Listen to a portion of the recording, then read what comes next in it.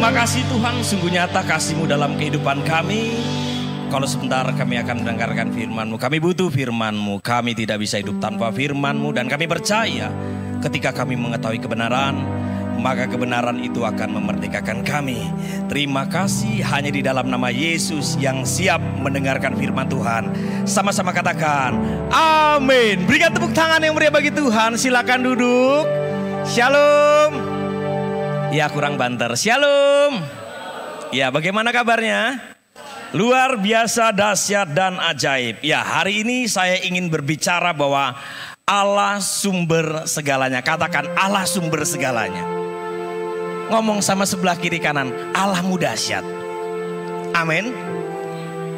Saya akan mengajak saudara ini menyadari dalam kehidupan ini kita butuh Tuhan. Yang setuju katakan amin. Kita harus sadar dalam hidup ini kita butuh. Kita tidak mampu tanpa Tuhan, saudara. Itu sebabnya Alkitab katakan di luar aku engkau tidak dapat berbuat apa-apa. Kita harus pahami bahwa sumber dari segala sesuatu itu datangnya daripada Tuhan. Karena Tuhan pencipta segala sesuatu. Dia menjadikan segala sesuatu dalam dunia ini. Termasuk kita dijadikan pada hari yang ke-6. Kita diambil dari debu dan tanah dan dihembuskan roh Allah. Sehingga Alkitab katakan debu dan tanah itu lemah. Tanpa roh Tuhan kita tidak bisa hidup. Amin. Itu sebabnya kita harus bergantung sepenuhnya kepada Tuhan. Karena Tuhan satu-satunya dalam hidup kita. Yang setuju berikan tepuk tangan yang meriah bagi Tuhan. Kita harus sepenuhnya bergantung dalam hidup ini. Saya tidak pernah tahu kapan kita ini mengalami masalah. Yang pasti masalah itu tidak perlu dipanggil, dia akan datang sendiri. Amin.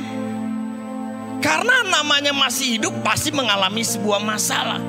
Tetapi ketika kita berjalan bersama Tuhan, saya percaya mujizat demi mujizat pasti dinyatakan bagi orang yang hidupnya berkenan kepada Allah. Yang setuju berikan tepuk tangan yang meriah bagi Tuhan.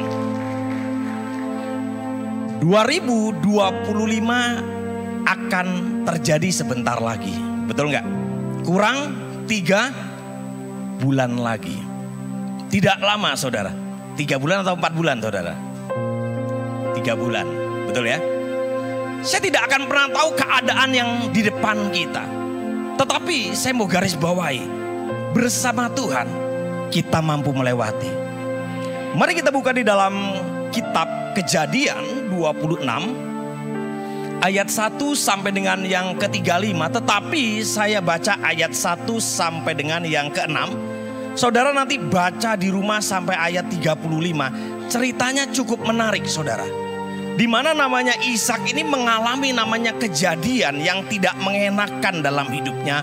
Bukan berarti orang yang bersama Tuhan tidak ada masalah. Tetap ada masalah, tetap harus dilalui. Tetapi bersama Tuhan hal-hal ajaib Tuhan berikan. Yang setuju berikan tepuk tangan yang meriah bagi Tuhan. Mari kita buka di dalam kitab Kejadian 26 ayat 1 sampai dengan yang ke-5. Kejadian 26 ayat 1 sampai dengan yang ke-6. Maaf saudara, saya baca ayat yang ganjil, saudara baca ayat yang genap dan seterusnya. Dan diakhiri di ayat yang ke-6 kita baca bersama-sama. Yang mengerti katakan yes. Maka timbullah kelaparan di negeri itu. Ini bukan kelaparan yang pertama yang telah terjadi dalam zaman Abraham. Sebab itu Ishak pergi ke Gerar kepada Abimelek raja orang Filistin. Ayat 2, 2, 3. Ayat yang ketiga. Tinggallah di negeri ini sebagai orang asing, maka aku akan menyertai engkau dan memberkati engkau. Sebab kepadamulah dan kepada keturunanmu akan kuberikan seluruh negeri ini. Dan aku akan menepati sumpah yang telah kuikrarkan kepada Abraham ayahmu. Ayat yang keempat, 2, 3.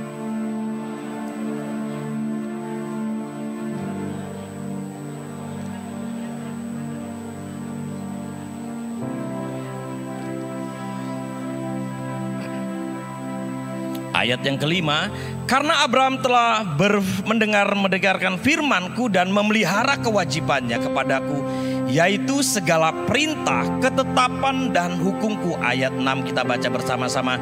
Jadi tinggallah Ishak di mana? Di Gerar.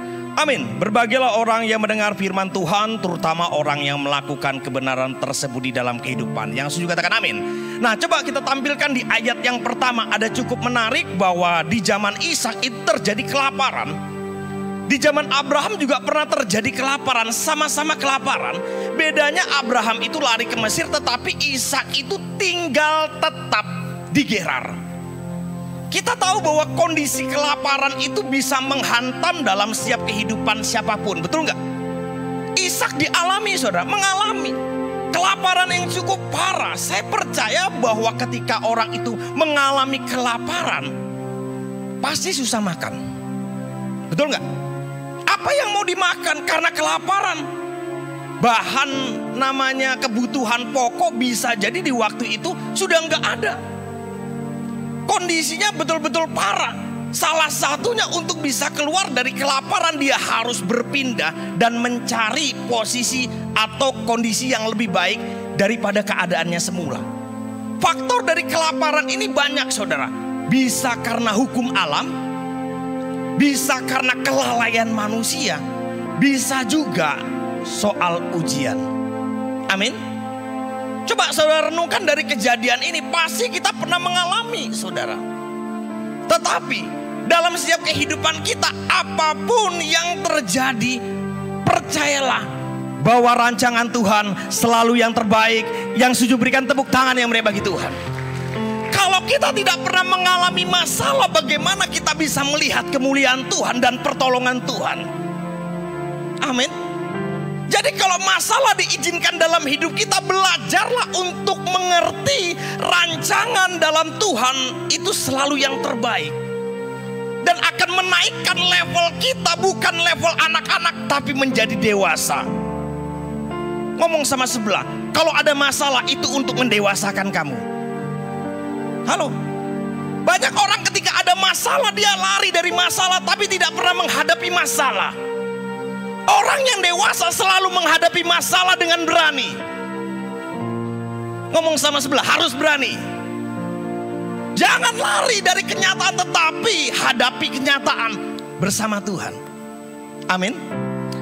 Ada 3 hal penting untuk namanya siang hari ini.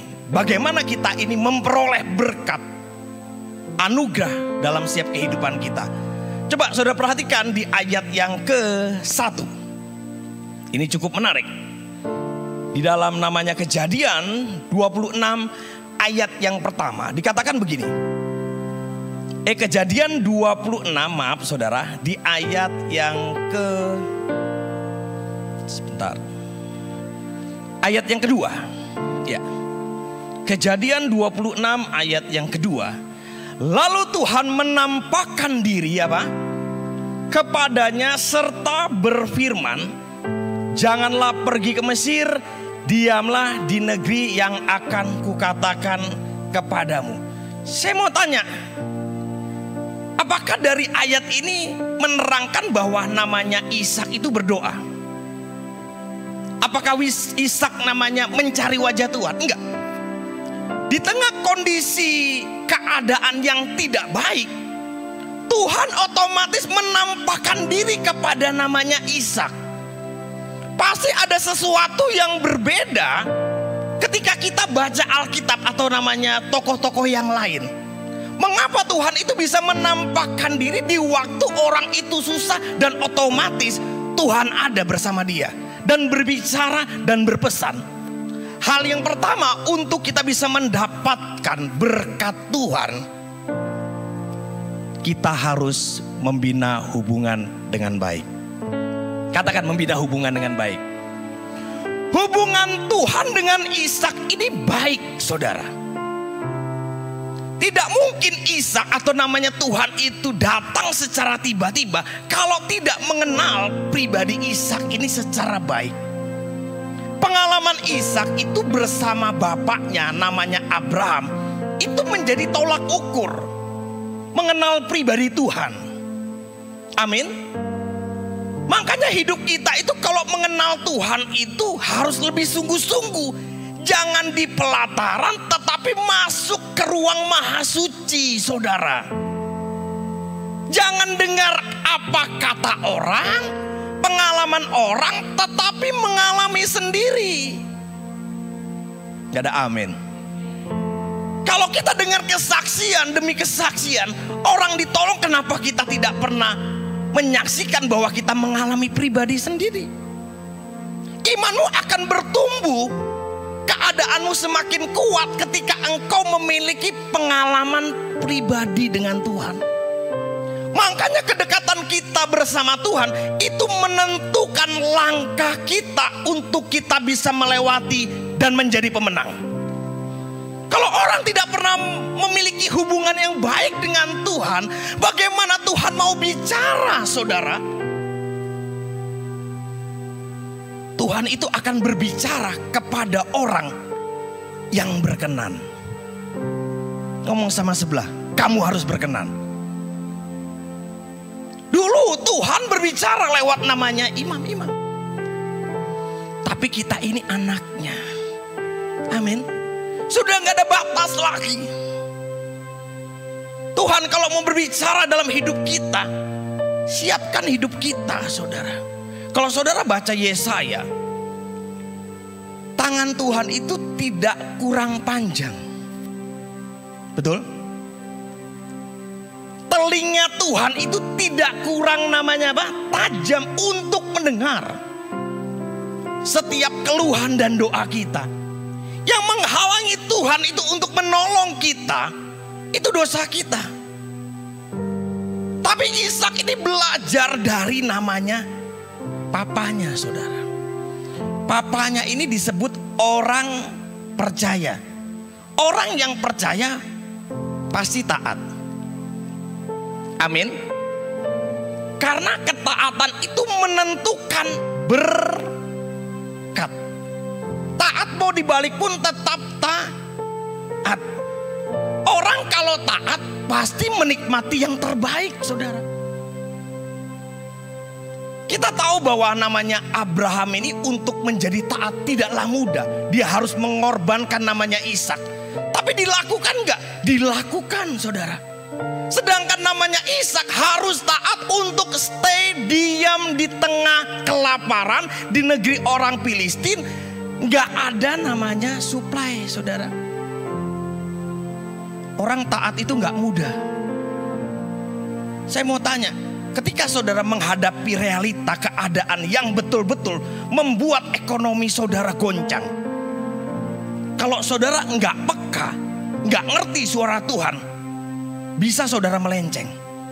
Tetapi Ishak ini dengan jelas mendengar suara Tuhan. Apakah memang itu? Apakah itu wujud asli? Betul nggak? Saya mau tanya, setan itu atau namanya itu bisa menjelma dari malaikat loh, saudara. Alkitab katakan ada. Tapi Ishak itu tahu siapa Tuhannya, saudara. Jadi saya mau ngajak setiap kita, kalau kita ingin melihat hal-hal yang besar, ayo lakukan hubunganmu. Cari Tuhan. Berikan yang terbaik bagi Tuhan. Ibadah jangan setengah-setengah, saudara. Cari Tuhan jangan bolong-bolong, tapi berikan yang terbaik. Seperti Daud berkata, lebih baik kemana? 1 hari di pelataranmu daripada 1000 hari di tempat lain. Kita tahu bahwa hubungan kita bersama Tuhan itu menentukan berkat kita. Ingat, kondisi keadaannya kan tidak baik, tempatnya tidak baik. Tapi yang tidak baik itu bisa dirubah bersama Tuhan. Kurang banter. Yang tidak baik dalam hidupmu itu bisa dirubah bersama Tuhan. Makanya saya garis bawahi, hidup kita tidak tergantung dari namanya lokasi, tidak tergantung dari namanya apa, garis tangan, tapi tergantung perkenanan Tuhan bersamamu. Itu sebabnya Alkitab katakan apa yang tidak pernah engkau lihat, tidak pernah timbul dalam hati, tidak pernah engkau dengar, itu Tuhan sediakan bagi yang mengasihi Dia, yang setuju berikan tepuk tangan yang mereka bagi Tuhan. Sejauh mana hidup kita ini mengasihi Tuhan? Orang yang bersekutu dengan Tuhan tidak pernah sia-sia. Alkitab katakan berdiri teguh, giatlah selalu dalam pekerjaan Tuhan. Jerih payamu bersekutu dengan Tuhan tidak sia-sia. Anda datang di tempat ini tidak pernah sia-sia. Kurang banter. Apa yang bisa kita berikan di hadapan Tuhan, Tuhan akan perhitungkan. Tidak salah. Tuhan melihat dari dasar hati seorang Ishak. Keadaannya tidak enak, Tuhan bisa ubah, saudara. Yang miskin bisa menjadi kaya, saudara. Yang orang bilang itu tidak berkelimpahan, Tuhan bisa berkelimpahan.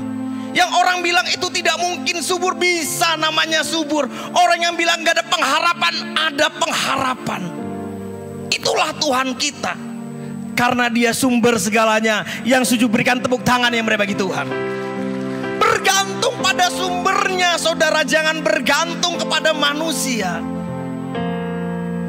Kalau orang mengandalkan manusia, selalu kecewa. Tapi kalau orang mengandalkan Tuhan, saya percaya berkatnya unlimited. Ngomong sama sebelah, unlimited. Unlimited tidak terbatas, saudara.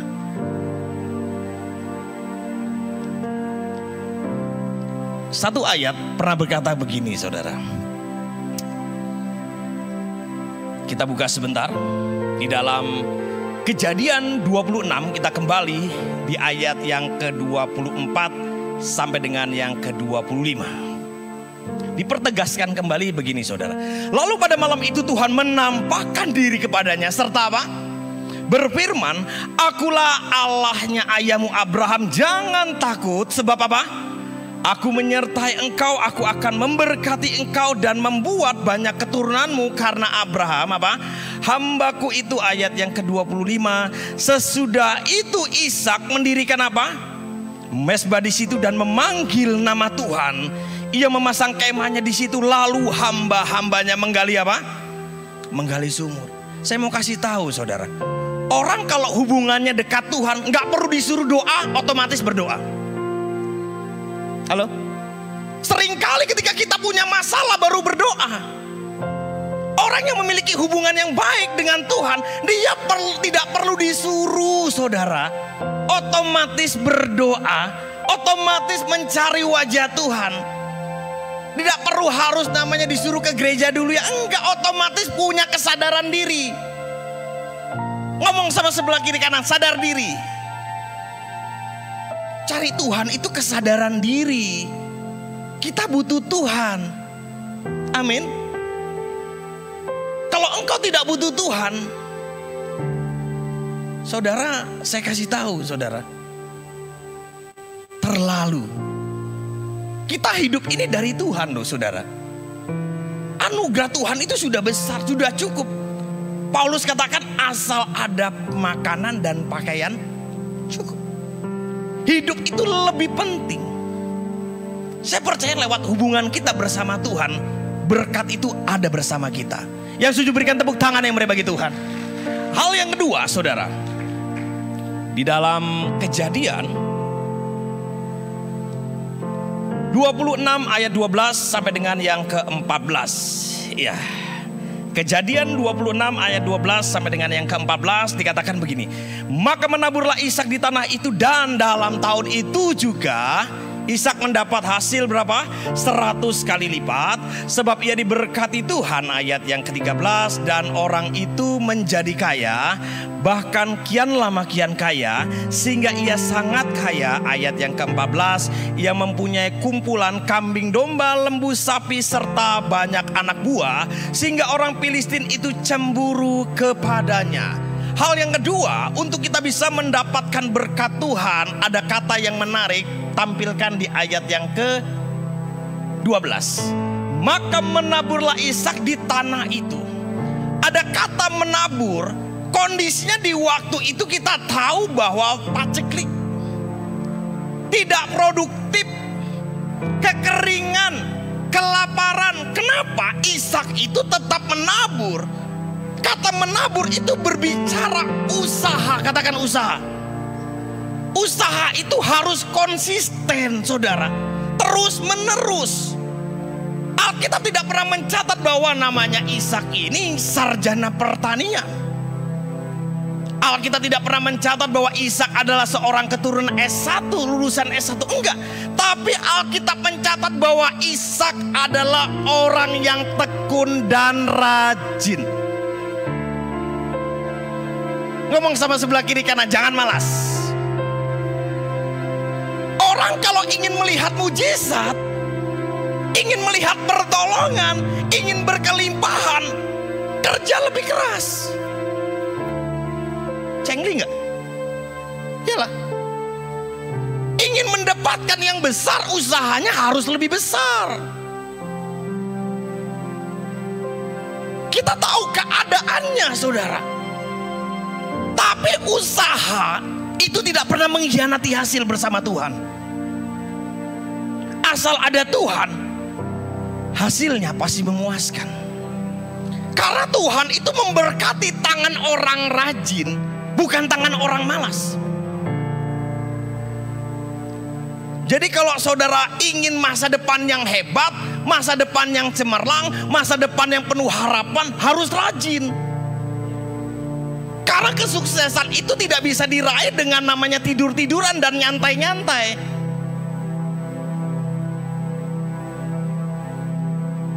Ngomong sama sebelah, harus sadar hari ini. Banyak orang hari-hari ini hidupnya nyantai. Tidak mau memiliki namanya cara pandang, pola pikir, prinsip, upgrade diri. Loh, Ishak ini di tengah kelaparan, dia tetap bekerja kok. Dia tetap berusaha kok. Dia tidak pernah membatasi dirinya harus menyantai, enggak. Dia tetap berkarya, saudara. Kalau engkau ingin mendapatkan hasil yang berbeda, harus berkarya, saudara. Terkadang memang Tuhan menempatkan di posisi yang tidak enak supaya saudara paham berkatnya berbeda. Jadi kalau saudara dihadapkan, kok nggak enak ya paannya? Masalah saya berbeda dengan masalah yang lalu-lalu. Nggak pernah saya alami. Saya mau kasih tahu berkatnya beda. Yang lain semua masa paceklik, saudara nggak mau usaha. Loh, kenapa bisa kok Ishak ini menghasilkan 100 kali lipat? Halo?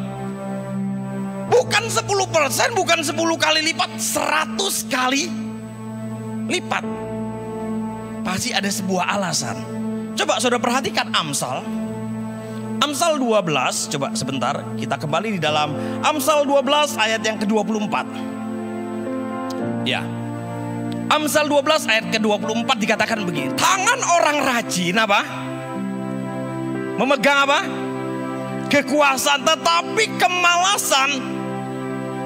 Saudara mau ingin hidupnya kerja paksa atau hidup yang diberkati? Kalau kita malas itu saudaranya setan.